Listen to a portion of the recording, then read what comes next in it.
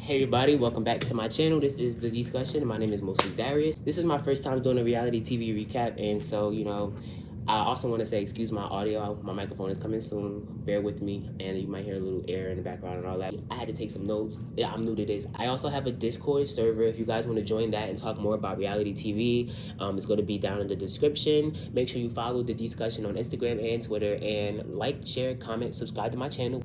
I'm trying to get to 500 subscribers in maybe 3 to 4 months.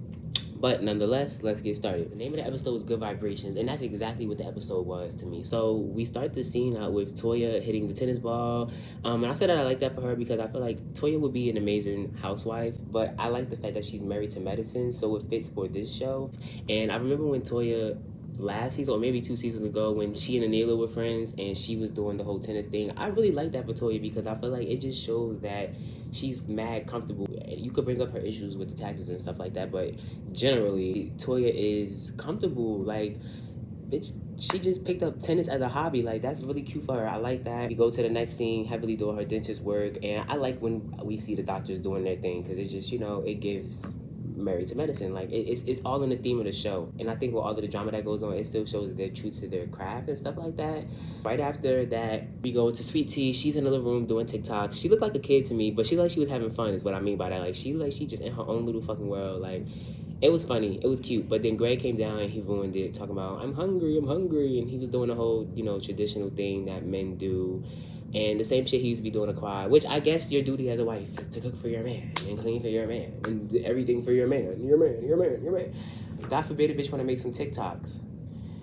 But I digress.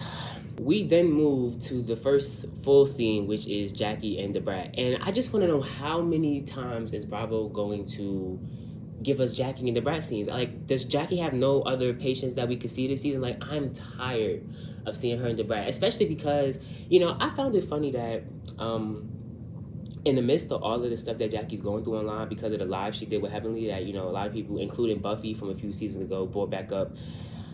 It's just so fun. It's not funny. It's just so interesting to see how hard she's going. And even at the end of the episode, when we got that preview of next episode, which I shouldn't get into that, but because it's next episode, but she's going to be filming a commercial for it. And I just feel like it's very interesting to me, to say the least. And also, I don't see her calling the Brat obese and fat and all the shit that she was calling the girl when she first got on the show, when her and Heavenly got into it. Well, when Heavenly first got on the show, when they both got into it, I don't see her saying those things to the Brat. I just tell her to see it, okay, you need to make sure you're eating right, and you're eating right, and you're eating right, and you're eating right.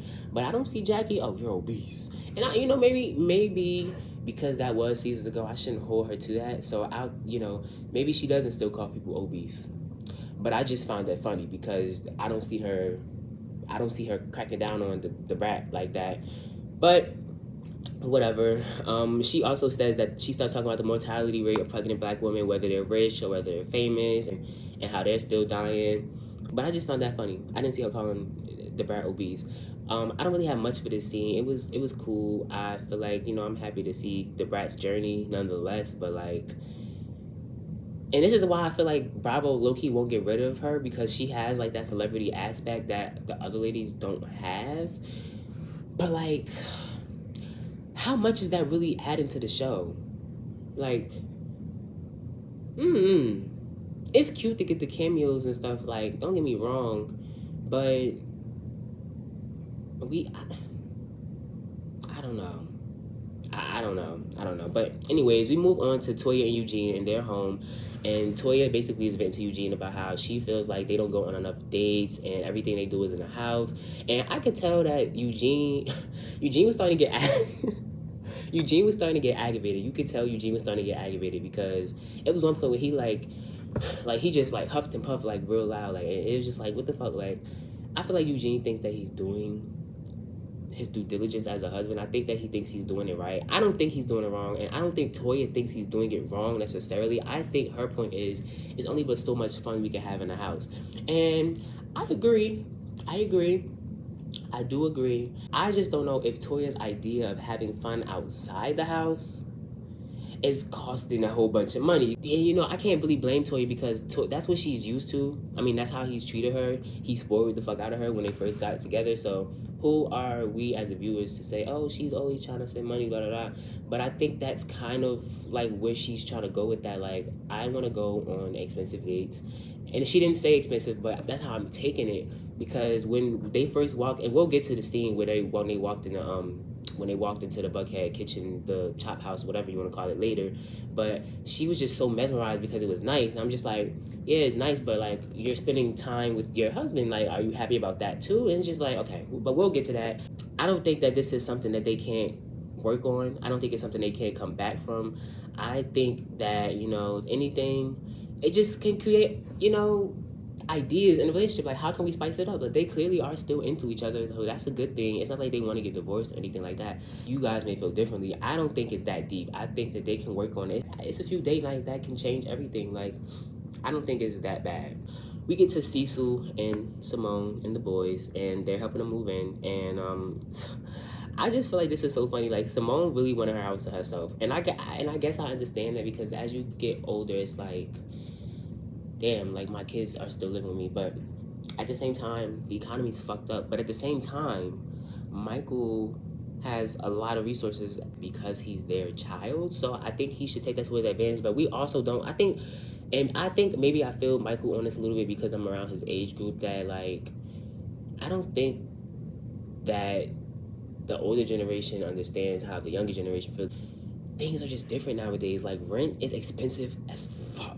Like, it's mad expensive. Work is hard to find. It is. It just is what it is. But I understand both sides of this, because I also feel like, you know, Simone wants her house to herself, and then she's ready for them to, like, move on. So I do feel like it was a good thing for her to kind of, like, not push them out, but, like, help them for the first 2 years or a year or two with their rent while they're living out there, because I feel like it's really going to put the pressure on them. Like, oh, like, okay, like, after she stops paying the rent, like, we don't want to lose where we live, so we're going to have to come up with something. So I think, you know, in some aspects, I could see why Simone did what she did, but I also get how Michael and Miles, it's really Miles that I'm talking about, Miles. I can see how Miles feels, because Miles probably just trying to find his way, but it's just like, come on, I don't know. I'm not in their household. We only know so much because it's an edited show, so whatever. She puts a bunch of condoms around the house, always keeping it up. She's an OBGYN, so that's expected. I love that for her. I love that we could see them educate their kids. Like, a few episodes ago, Toya and Eugene were educating their kids, and that was pretty dope to see. I really like that. Simone and Cecil just start reflecting on the past and how when they first met, and how, you know, Cecil used to live in his apartment. She started talking about she doesn't forget shit. She said she remember when she first was with Cecil, how he had his ex-girlfriend's teddy bear in there. And I just feel like this is the stuff that I feel like if they could write this book that they were supposed to write a few seasons ago that they claim would ruin their marriage, which is crazy to me, because if the book is going to ruin your marriage, then we gotta need not to be married. I don't know, but I want them to write that book. Like, that's some shit that they would have put in the book. I don't know how they were going to write the book together. Like, was it going to be Cecil's perspective, Simone's point of view? Like, I don't know, but I feel like that's cute. It's fun. I mean, yes, we get that on the show. We get those type of moments on the show, but I want them to write that book. You know, it was cool to see them help the boys move in. You know, they're at the end of the day still being parents. I think a lot of parents these days, and even back in the day, feel the need to, you know, be so hard on their kids because of what they had to go through when they grew up. But it's like, you should not want to put your kid through that same thing. So I respect Cecil and Simone, because they are doing their due diligence as parents at the end of the day. Like, y'all had these children, so take care of them. But at the same time, I understand that we live in a world where you grow up and you have to take care of yourself. Well, especially I'll say this, in the Black community more so than other communities, because other communities don't give a fuck. So they kids can stay to whenever, help build the business, whatever, blah, blah. Black parents, they be, get the fuck out of my house when you turn 18, Not all Black parents, but a lot of them, okay? And I'm just speaking on personal experience, not my personal experience, but people that I know and know of. Like, Black parents don't be trying to have you stay in their house for that long and all that shit. Like, they be ready to get the fuck ASAP. We then move on to Heavenly and Damon's conversation in the backyard of their house. And I was like, oh my God, like, I ain't seen Damon. I don't know if I've seen Damon all season. I have to be honest. I don't know if I've seen Damon all fucking season. I really don't. I'm trying to think. Like, I don't want to be wrong, and also I don't mind being wrong because you know that's how you learn. But I don't think I've seen Damon film all season. I don't think I've seen him film all season, but anyways, we get to them in the backyard, and Heavenly and Damon, they start reflecting on Alora and how, you know, she's going to college. And it's so funny, it's so cute to me, though, also how she's going to the same college as her mom. And, you know, they're really about to be empty nesters. They're not about to have any kids in the house. Like, both of their sons, wherever they've moved to, they moved on with their life. And now Alora was the last one, so she's about to be gone. So that's going to be interesting, honestly. I feel like that can bring more... Even though Heavenly doesn't really like anybody in her marriage, which is like crazy to me because you're on this show, but I feel like maybe that will bring more to Heavenly and Damon's storyline next season, maybe once they become empty nesters, because what else is Heavenly going to be doing on the show? Stirring the pot. I mean, yeah, we love that, and yes, she's a doctor, so we can get that medicine aspect, or she's a dentist before y'all get offended that she's not a doctor. She's in the medical field nonetheless, and I feel like, what are we going to get from her if it's not stirring the pot and being a dentist? Because I liked seeing her and Damon together. I liked the fact that they were getting emotional yesterday. Then they started talking about her sister, and I feel like this is really tugging on Heavenly's heartstrings because her mom I feel like she feels like her mom wanted to, she wanted her sister maybe to have a relationship. And I really feel like, especially to Damon, we know family is important to Damon. When they took that trip to Barbados a few seasons ago, he was getting really emotional when he got to go where his dad was. And I don't ever see Damon, we don't see much from Damon. Like, we know Damon's very calm. We don't see him get angry, but we also don't see him cry. So for him to start crying that time, and then when they start discussing Alora, and when they started discussing the family aspect of everything, I was like, okay, like, he has emotions. What is Damon's sign? Cancer. Allegedly. That's what they're saying on here. Okay, they're saying that Damon's a Cancer, so that makes sense. He's a water sign, so he gets emotional. Cancers are the water sign that they'll cry when some shit really hits home. And, you know, Heavenly's a Scorpio, so that's two water signs in a relationship. That's an intense emotional ass relationship, okay? I just found that really touching, and I like to see stuff like that from Heavenly and Damon. It doesn't always have to be drama and stuff, but like just being candid about their emotions of their children in their life, in their family, because they also talked about Heavenly's sister.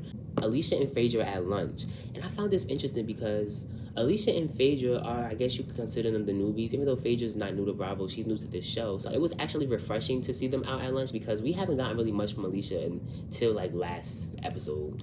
And I was wondering, like, they kept saying, like, Alicia, Heavenly's friend, but I'm like, okay, when is she going to talk? It felt like she was in the scenes just nodding her head and smiling, but I didn't hear much talk from Alicia until, like last episode or 2 episodes ago. It was good to get a whiff of her and what she may feel and all that stuff about whatever. So her and Phaedra started talking, and they reflected on the trip, and before they reflect on the trip, they started talking about family first and, like, you know, how the kids and all that stuff. And I just realized that, not that I just realized that Phaedra doesn't have a daughter, but I wonder how she feels about not having a daughter. Like, does she want a daughter? Because she was like, you know, they say the girls are sneaky, and I don't know, but I just found that interesting because I'm like, imagine we had a little Phaedra running around, like a little mini Phaedra, like not a boy, but like a little girl. Like that would be cute. That would be cute.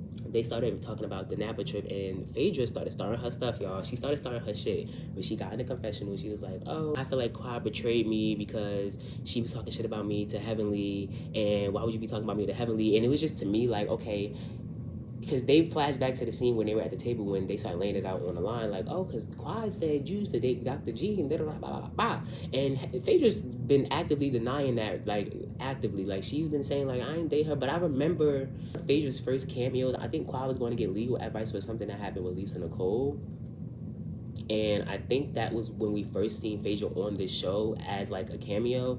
And she even said then that Phaedra dated Dr. G. So I always had it in my mind that Phaedra dated Dr. G back in the day. Not like they were in like a big relationship. I just felt like it was they dated. I don't think it was anything serious, you know what I mean? But who knows? I don't know. I never heard Phaedra really expound on it. But now this season, she's coming to clear that shit up. Like, I've never dated Dr. G.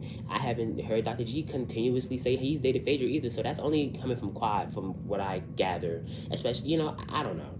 But I wonder, because she's saying at the dinner that she felt betrayed by Quad, did she feel, because my thing is, apparently, like, it looks like Phaedra kind of dissed Quad, like, oh, I'll meet you at the trip later, or some shit like that happened. And I wonder, was Phaedra ahead of her time to find out that Heavenly and Quad were discussing her behind her back? You know, because, you know, Quad could use against Phaedra, like, okay, girl, you left me and you was fake to me on the trip, when we were supposed to come together and stuff like that. I know that Quad is a Taurus, like Candy is a Taurus, and, you know, Scorpios and Taurus are sister signs. I can get into some sister signs on Bravo, period. But this can get really lethal if it goes super left. Like, Heavenly is also a Scorpio and Quad is a Taurus, so they're sister signs too, and we seen how they were like this and now they're like this. Same with Phaedra and Candy, like this and now they're like this. So, you know, it can get real hectic up in this thing. I'm not even gonna lie to you. So I'm very this reunion or later in the season, if we even get more from Quad. I know she said that was the last episode of that she was in, but for some reason something in me just doesn't believe it. I feel like she might be at the finale, or she may pop up in the. I just don't think that it's gonna be Quad's last episode this season, especially because we have the reunion coming up, obviously, but like, whatever. But I also want to say to the fans who keep saying, oh, why I keep bringing Quad up, y'all kicked off the show, this is the same trip that they kicked her off of. So for Jackie to ask that question last episode, like, how do we feel about our decision, it wasn't invalid. It was the very same trip that they kicked Quad off of. Well, what's wrong with Jackie asking how do we feel about our decision? I don't see an issue in that. I think y'all just want to make, and this is no disrespect to Quad, I think y'all want to give Quad more than what she was giving to the show. Which Quad gave a lot to the show, but y'all act like it's not a whole cast. Like, y'all always do this with every person that y'all like. Y'all did it with Nene. Y'all do it with Teresa, which I feel like Teresa may be able to carry a show by herself, but we haven't seen it, and Bravo hasn't had it happen. A special and a show is two different things. When everybody's involved, you need each other to create a storyline for each other. What are we talking about? Y'all keep saying, oh, they kicked Quad off the show, so why are y'all still talking about her? Because she's still to be talked about, and she's going to be on the show later on in the season, because they have a reunion coming up, and it just happened last episode. What are you talking about? And then I seen something on Instagram where she responded to a fan saying, like, oh, you should get a what do they say, a cease and desist or a restraining order so they don't mention your name on the show. I guess. Like, don't be funny. I'm pretty sure if they hand Quad a contract to come back next season, she might just come back. You know, her integrity may not let her, who knows? But the fact that she wants to be friends with ladies oh so bad now is just very telling to me, because I feel like nobody's seeing it from the ladies' perspective, because y'all want to make Quad look like a victim, which in some aspect Quad is a little bit of a victim to them being a bully. But at the same time, when they were trying to be Quad's friend when she was going through the divorce, Quad was giving them her ass to kiss. She wasn't really showing up to nothing. She would come with a stank ass attitude. Granted, she was going through something, you know what I mean? Okay, I get that. But at the same time, like, I remember, because I just finished binging the show all over again, and they were trying to be there for Quad when she was going through her marriage. She was filming, she was doing other scenes with her aunt and her mom, which, you know, respectfully, that's her family, so she probably feel more, you know, better opening up to them. But it's kind of like, you're on our show. If we're trying to be there for you to, you know, support you while you're going through stuff in your marriage, I don't understand why you're trying to, like, push it to the side and, like, act like nothing's happening. Like, be real, be candid. But a Taurus never wants you to see them sweat. A Taurus never wants you to see them sweat, and a Taurus is never going to take accountability. Like, Alexia from Miami, don't take accountability. Teresa from New Jersey, don't take accountability. Candy takes accountability slightly, but barely. And Quad is not going to take accountability. They don't feel like they did anything wrong. And it shows in the way that they can't apologize for anything. Like, Quad can't apologize for nothing. And when she did try to do her little apology is when she rose out the casket and said, whatever I did, I apologize. Like, that's not an apology. That's not an apology. We talking about how somebody hurt Quad. Oh, we going to hear the whole fucking rundown of everything that person did to her. But she can't give that to nobody else, because she always got to jump in and say, okay, but remember what? No. Like, when Simone tried to meet up with Quad a few seasons ago, and Quad basically came to the thing late, and she wasn't trying to take no accountability. Simone got up and left, and I don't blame her. I feel like Simone was the last person that was really trying to make it work with Quad. Heavenly, maybe, but Simone, I feel like Simone was putting in effort. Like, I feel like she was really trying to, you know, see what the fuck is up with you and what is up with us in our friendship. But that's how I feel about that. I just went on a tangent. But anyways, Phaedra started going into, she got new certificates. Phaedra always got a new certificate. She always on a new endeavor. She always doing something. This is kind of a segue into what we're going to get later on in the episode. And it's like a form of yoga, which is healing. So, you know, okay, Phaedra, I see you trying to do your, because you know we on you for not showing that husband that you supposedly, or not husband, but that person you supposed to date that's in medicine. You know we're on you for that. I like the fact that she's trying to add some other aspect of healing into the show. When everybody else is really in the medical field, I feel like it's okay. Like, I see you, Phaedra. Like, I hear you. I see you. Phaedra always doing something, okay? I guess she's entering her calm girl era. Like, not to say Phaedra's ever been turned up and rowdy. I mean, we've seen her almost get there a few times. Like, just a few. Nothing too crazy. Like, Phaedra's a slickster. Like, she's very, silent killer. So then we get to Sweet Tea and Greg at home, and Sweet Tea cooked Greg some spaghetti. They got intimate. She told him that she loved him and gave him a kiss, and it was so cringe to me. I'm not gonna lie to y'all. It just felt so fucking forced to me. Like, I don't know why. For some reason, I just feel like, and I don't want to do that to Sweet Tea because we don't know her. But from what she's telling us, I mean, what you want us to go off? You said that you all about the money, and you talking about you can give Greg what he wants, and you know he wants a baby. And I feel like when I was watching the scene, I really started feeling a little bad for Greg because I could tell he really wants a kid. He really wants a child, bro. He's been wanting a child since he was with Quiet. But I also feel like Greg, the way he treats women is kind of like, But like at the same time, I understand that he wants a child, and I feel like Sweet Tea, if it's true that you knew that you could give him a kid and you came on the show anyway and you did this and that, you got, like, I don't know. Even when she was talking about the whole doctor's appointment, because they then started talking about when she went to the doctor, she goes into how she felt bad and she has issues with her body, but her body language was off to me when she was talking about it. Like, the way she was, like, looking aside and rearing off, it's like, are you thinking of what to say? Like, I don't want to do that to Sweet Tea. Like, I don't want to do that to any woman that's going through something with their body, because that shit is very serious. But at the same time, I also feel like side-eye. The same shit Heavenly was trying to side-eye in the beginning of the season when she asked Simone, why are you sending her, if she can have kids, why are you sending her to a specialist? Why are you not just, send her to Jackie or yourself? Like, I feel like that was Heavenly's way of saying, girl, like, something else is up, but she said it in the wrong way. Like, her delivery was very insensitive when she was saying that. And it also was like to Simone, like, girl, I can recommend her to whoever the fuck I want to. Like, I'm grown. So I also, I feel like that's what Heavenly was trying to hint at when we first met 3T in their home.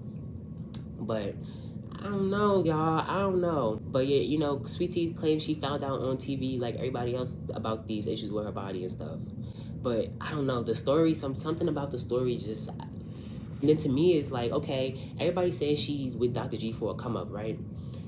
How much of a come-up is she gonna get for real off of Dr. G and being on Married to Medicine? I'm not trying to diminish,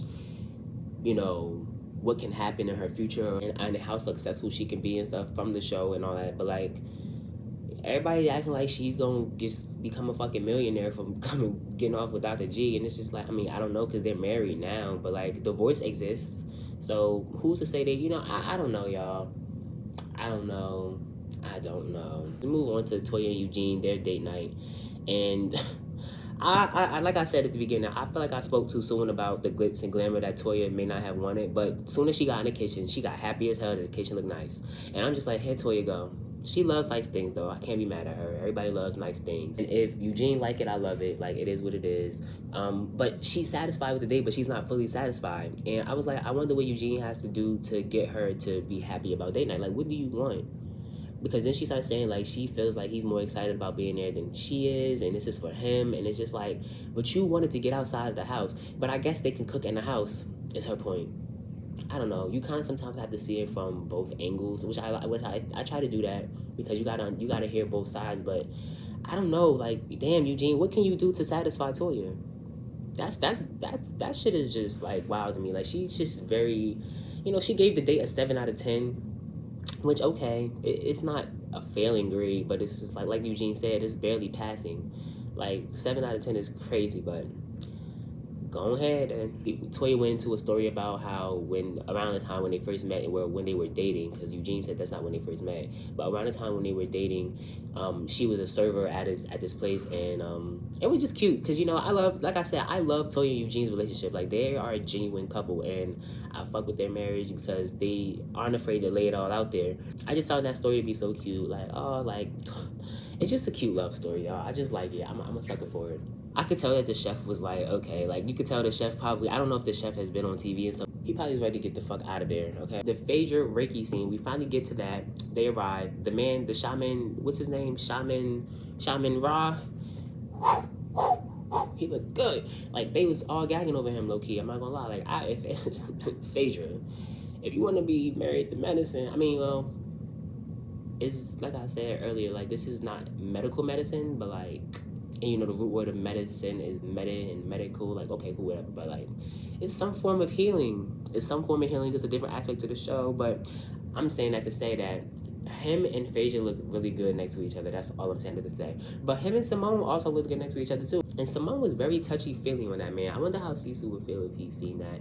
Phaedra gave us some insight on who Shaman Ra was. He was the person who told her about the whole Reiki stuff. Heavenly was back on her skeptical stuff because if you remember a few seasons ago, I believe Simone tried to take Heavenly into some voodoo shop or something like that, and she got pissed at Simone. She was like, I believe in God and Jesus Christ, and I don't even play like that.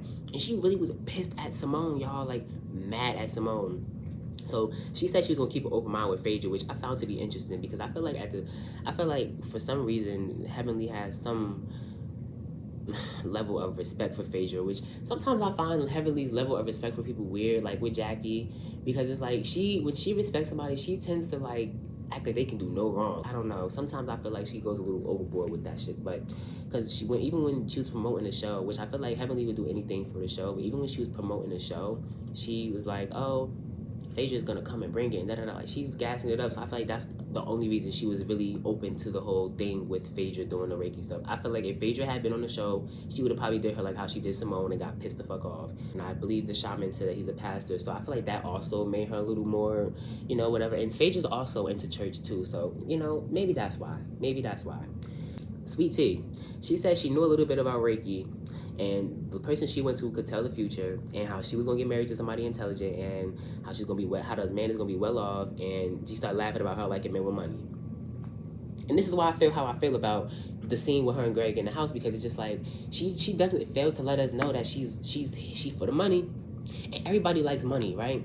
But what you do to get money sometimes is kind of like, like it's just some, it's fishy and shady, y'all. She's fishy and shady. She is, and Bravo knows that. That's why they casted her, because they love the mess. I did say that I hope that the Reiki can help her with the baby situation. If it's healing, hopefully it can like heal her to the point where, you know, it takes some stress off her body, because you know the ladies did get open to the Reiki stuff, and a lot of them say they felt like a sensation come over them and all of that. So I felt that to be really interesting, that there wasn't no gimmicky shit. Like it was pretty like, okay, like this may work. Had me wanting to try some shit out. I hope that, you know, it can do something for her body to help her have the child with Greg, if anything. They started to do the Reiki practice, and I found that to be pretty cool.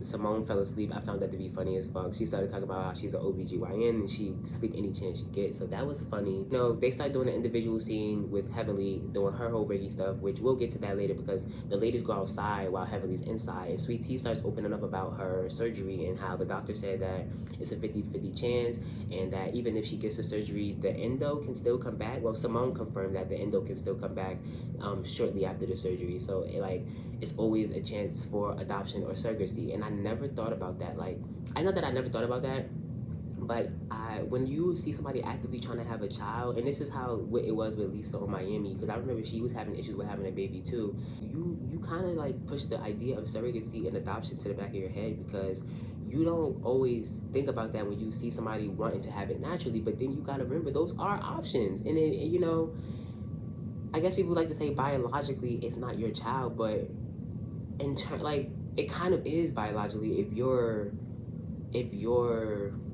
egg and the sperm is involved. Like, it's some part of you, you know, biologically anyway. So I don't know, but I can get it. Like, people want to push it out or have it out their body. I understand that. But they started opening up about it, and Jackie confirmed that it comes with risks. We go back inside to Heavenly talking about her sister with Phaedra, and I honestly thought this was the moment Phaedra was going to confront Heavenly about her talking with Quad about her behind her back, but then I was like, that would kind of be off brand because they're healing right now. Why would you want to bring up some drama? So I was like, okay, because I want to expound on that later on in the season. Like, why were you and Heavenly talking about me behind my back? Like, what are we talking about? But then I also feel like, what were they talking about? Because it wasn't that bad. Like, you dated Greg. I mean, what else did they say that was that bad? I can understand if it's a lie that you dated Greg and you want that to be cleared up, but like to say that she felt like Quad like betrayed her or stabbed her in the back, whatever she said, I don't know about that. I don't know about that. Heavenly starts talking about her sister with Phaedra, and she's like, I don't know what's wrong with the bitch, like da da da. And I just feel like Heavenly is so fucking funny, but she's so in ways true to herself and her delivery and her attitude, because it's just like, you want to have a good relationship with your sister, but you also still calling her a bitch. And Phaedra checked her on that, like, your delivery is off. Like, you're very off-putting with your delivery. Like, some of the shit that you say is, like, crazy. Heavily and Phaedra walked out of the, of the center, and they started talking to the ladies outside and talking about Greg's sperm. And, how he had 40 million swimming and all that stuff like that. And Sweet Tea was opening up, and I feel like this is kind of what she been wanting to do all season, because she said in her confessional, like, finally I can open up to them and da-da-da. But Sweet Tea, know that comes with its cons and its pros. Like, yeah, you can open up, but that shit might come back to bite you in the ass later on in the season. So, on your time on the show, beware. Yeah, I feel like Heavenly is really going through something with that, because the fact that she's bringing it up at this place and opening up about it to Phaedra more is like, damn, like she really must want a relationship with her sister. And I hope that we can get that from them, because who wouldn't want to be cool with their sibling? Like, come on. Especially if your mom died, like, that's a lot. It was a nice episode. Y'all say that they can't have a good episode without cry. I think it was a good episode. I think that it wasn't any drama involved. And this goes to show, even like with the last episode of Beverly Hills, like it wasn't any drama except for Anne-Marie trying to bring some drama at the event Kyle threw. But for the most part of the episode, it was fun. It was fun. And this episode was fun. It was nice. It was calm. It was healing. I wasn't bored. It was entertaining to me. I don't think it needs to be extra dramatic for it to be entertaining. I don't. We love that. There will be some dramatic moments, but I don't think it needs that. I think this was a nice episode. Yeah. That was my first recap. I can't wait to see the next episode. We get more into Dr. Alicia's husband. We're going to see the commercial being filmed about the mortality rate for pregnancy in Black women. And Toy's going to sit Simone down, too, and tell her she needs to calm down on Eugene. So I'm excited about the next episode, y'all. This is my first time doing a reality recap. Thank you for watching the discussion. Please subscribe. I'm trying to get to 500 subscribers maybe like 3 months. Maybe 3 months, 3 to 4 months, trying to get to 500 subscribers. So let's hit the subscribe button, hit the like button, hit the share button. I also have a Discord that you guys can join. It's going to be down in the description. You can join that. Come respectfully. If you're not respectful, you will be banned. And yeah, thank you for watching. And I'll see you next time.